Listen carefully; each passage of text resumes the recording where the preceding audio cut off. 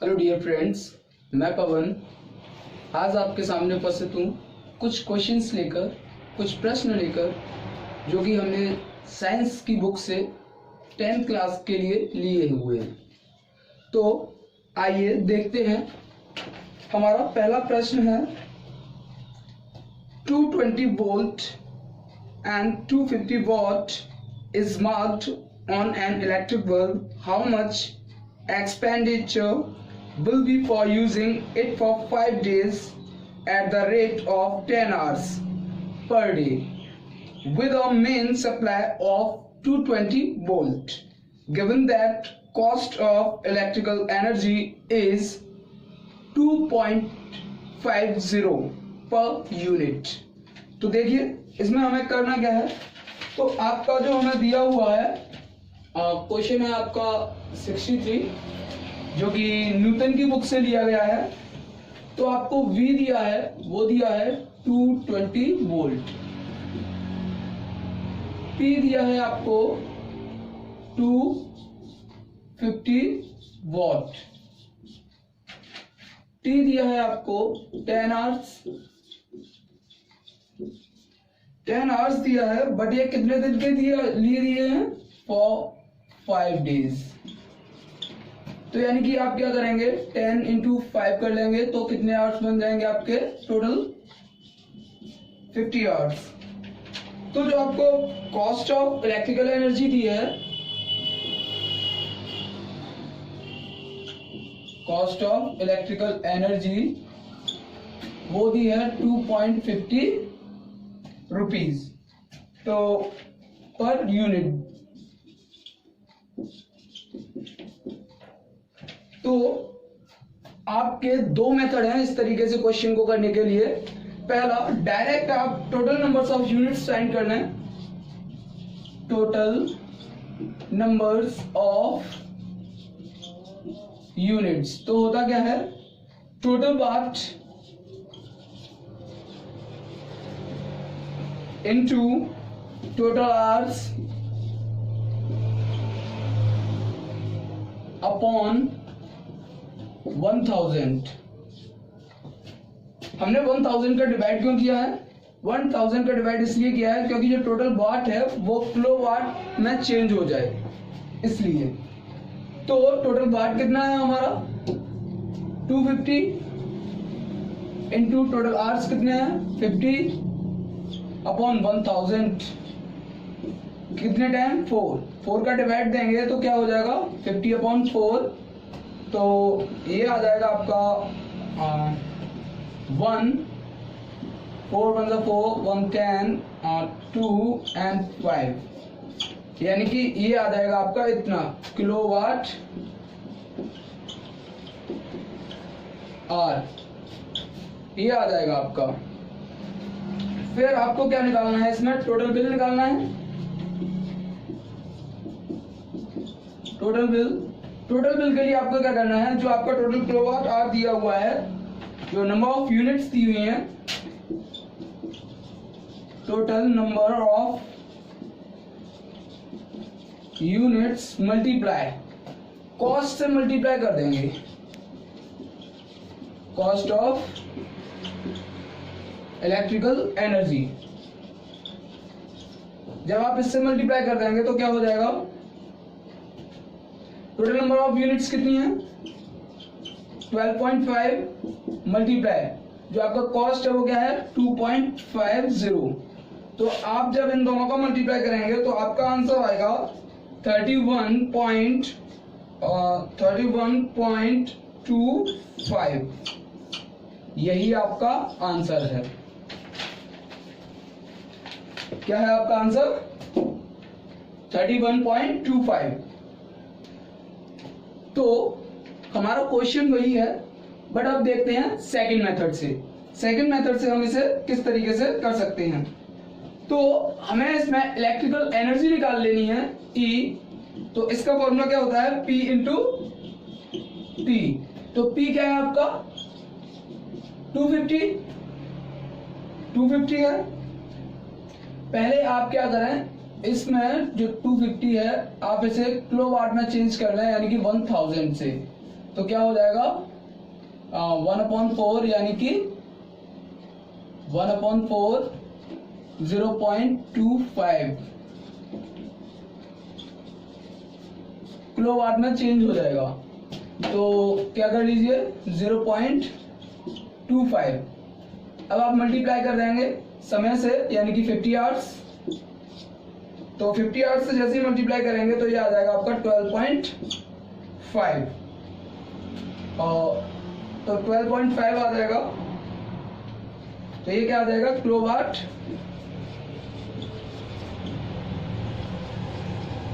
Our. तो आप जब टोटल बिल निकालेंगे यानी कि जो आपकी इलेक्ट्रिकल एनर्जी होती है वही आपका यानी कि किलोवाट पर जो आर होता है, किलोवाट आर होता है, वही आपका नंबर ऑफ यूनिट्स होता है। तो आपको क्या करना है, अब डायरेक्ट टोटल बिल निकाल दीजिए। टोटल बिल निकालेंगे तो क्या करेंगे, number of units into cost of electrical energy. तो क्या है आपका नंबर ऑफ यूनिट्स कितने हैं 12.5 इंटू जो रेट क्या है आपका 2.50। तो ये कितना बन जाएगा 31.25। यही आपका आंसर है। तो आपने देखे दोनों मेथड। नेक्स्ट क्वेश्चन है हमारा 65।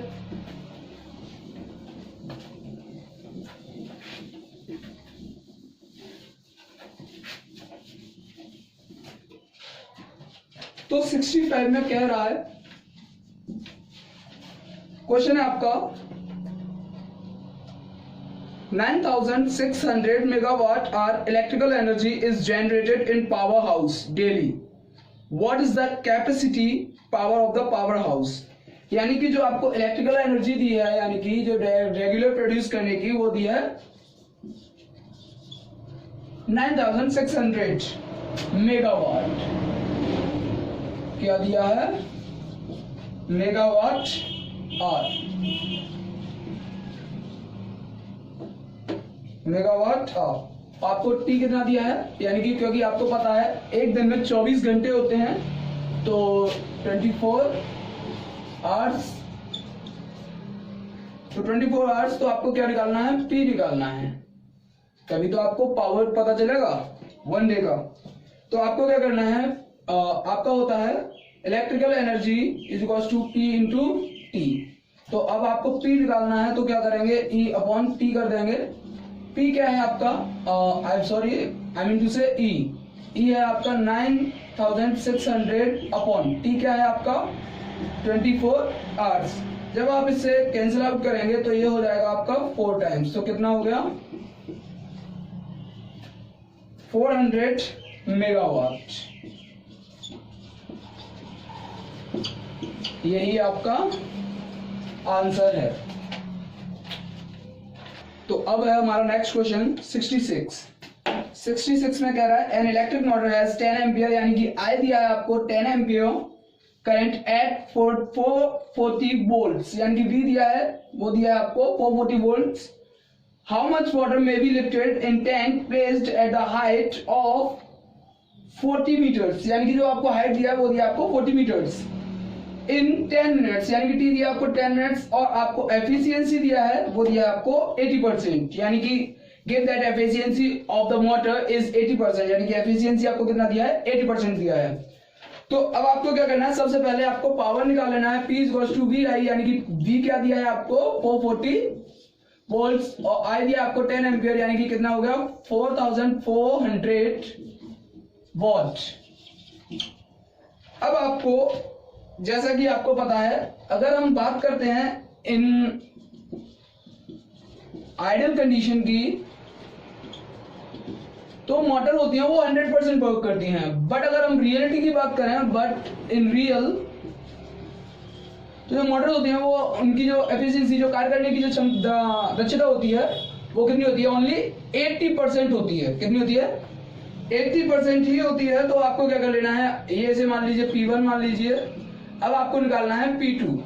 तो P2 निकालेंगे तो आपको क्या करेंगे, P1 इंटू 80% कर देंगे। क्या कर देंगे, P1 इंटू 80%। P1 क्या है आपका 440 इंटू 80 अपॉन 100 कर देंगे, परसेंटेज को हटा के 0 से 0, तो आपका ये क्या आ जाएगा, मल्टीप्लाई करके आ जाएगा 3520।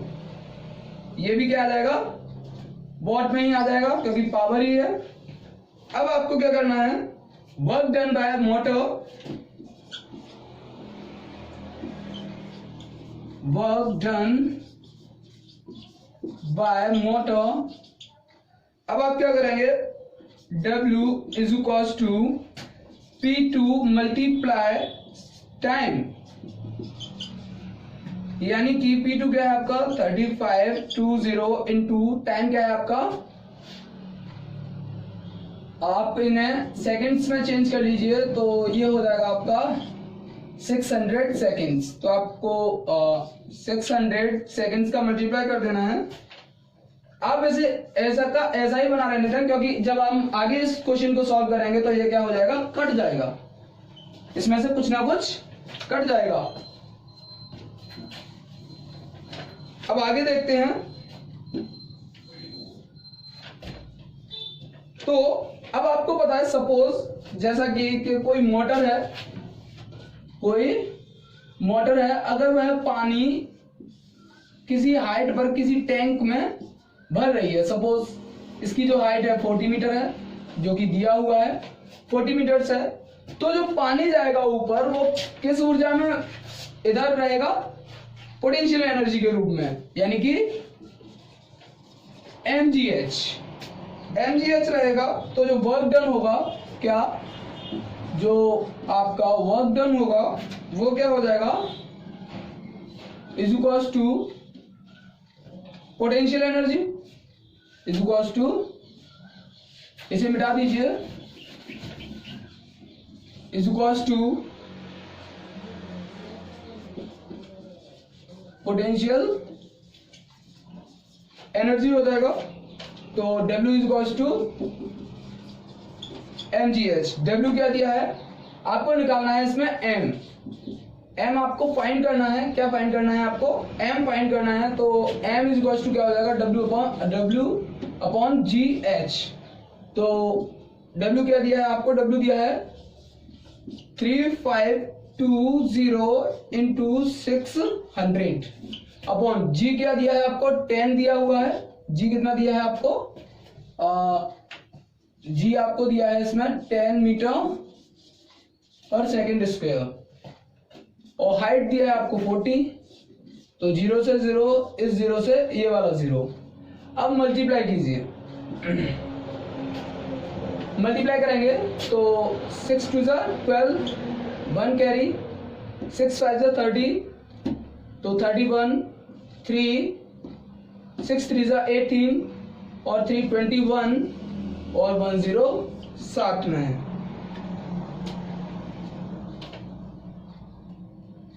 और डिवाइड बाय क्या है, अभी 4 भी है। अब डिवाइड करेंगे तो 4 5 20, 1 बचेगा तो 11 हो जाएगा। 4 2 10, 1 बचेगा तो 1 बचेगा, तो 4 3 12 और 0।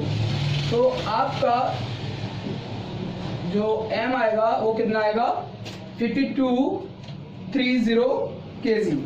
यही आपका आंसर है। एक बार और आंसर चेक कर लीजिए। आई थिंक कुछ मिस्टेक हुआ है, देख लेते हैं एक बार। W क्या दिया है आपको, W दिया है 3520 इंटू 600 अपॉन G दिया है 10 और हाइट दिया है 40।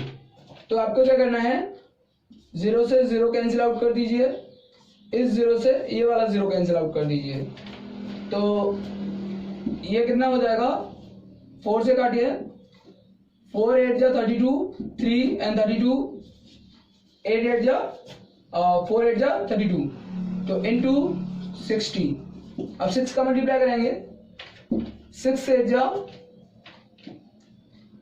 48 यानी कि 8 4 6 8 जा 48 48 एंड 4 52 एंड 0। तो आपका जो m आएगा वो क्या आएगा 52 80। यही आपका आंसर है। Like share comment and subscribe our channel. Thank you so much for watching my video.